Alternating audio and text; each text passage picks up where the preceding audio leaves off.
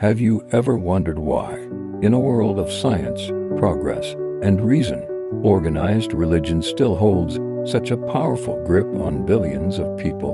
Why, despite its contradictions and inconsistencies, entire societies continue to build their lives on its teachings? Today, we strip away the layers of ritual, tradition, and blind faith to reveal the truth. Organized religion is not built on rational ground. It is not reason that sustains it, but fear, tradition, and control. Let's begin with the very definition of organized religion. At its core, it is a system of structured institution designed to dictate what people should believe, how they should worship, and how they should live. It is not simply spirituality or personal faith. It is a set of man-made rules, codified into doctrines, reinforced by rituals, and maintained by hierarchy. Organized religion thrives not because it offers truth, but because it offers certainty. In a world that is chaotic and uncertain, but certainty is not the same as truth. When we examine the foundations of religion, we immediately encounter contradictions. Different religions claim absolute truth, yet they directly oppose one another. One teaches salvation through faith, another through works. One worships many gods, another only one. Some forbid images, while others thrive on icons and statues. If they all claim divine authority, and yet contradict each other, then at least some, if not all, must be wrong. Logic tells us that truth cannot contradict itself. Consider the concept of holy texts. These are often presented as the unchanging Word of God, but history tells a different story. Scriptures have been translated, edited, reinterpreted, and even censored by powerful institutions for centuries. Whole books were left out of the Bible by church councils. Verses have been altered to align with political agendas. Leaders claim that these texts are divine, but we see human fingerprints all over them. If an all-knowing, all-powerful deity wanted to deliver a clear message, why would it require centuries of revisions and endless interpretations? Now let us turn to the human cost of organized religion. For centuries, wars have been fought in the name of God. From the Crusades to modern-day terrorism, religion has justified bloodshed and division. Institutions that preach love and peace have been responsible for some of history's darkest chapters: persecution, slavery, colonial conquest, and oppression of minorities. Far from being a source of universal morality, organized religion has often been a tool of violence and control. But the irrationality of religion does not only lie in its history, it lies in its very logic.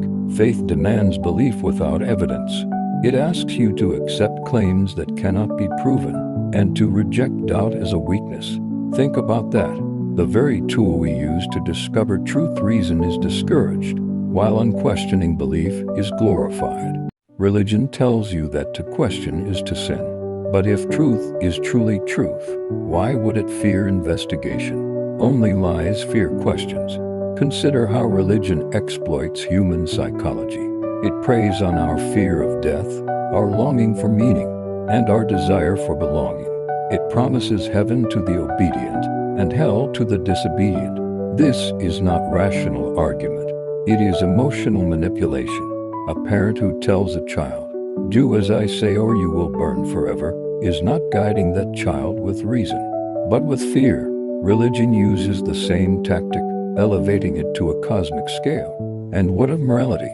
Many argue that religion is the foundation of moral values, but this is false.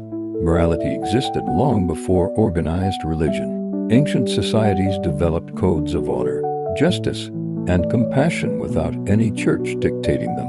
Even today, secular societies with low levels of religious belief, such as Scandinavia, often rank highest in measures of peace, happiness, and equality. This proves that morality does not require religion. It requires empathy, reason, and shared humanity. Yet, despite its flaws, organized religion continues to survive. Why? Because it benefits those in power. Religious institutions collect wealth, build empires, and influence governments. They demand obedience not only in matters of faith, but in matters of politics, education, and even science. They create guilt, shame, and fear, then present themselves as the only cure. Religion is not just irrational. It is deliberately designed to keep people dependent. But here is the most dangerous aspect of all. Organized religion convinces billions of people to outsource their thinking. Instead of searching for truth through evidence and reason, they are told to accept dogma. Instead of developing their own moral compass, they are handed commandments. Instead of questioning, they are told to obey.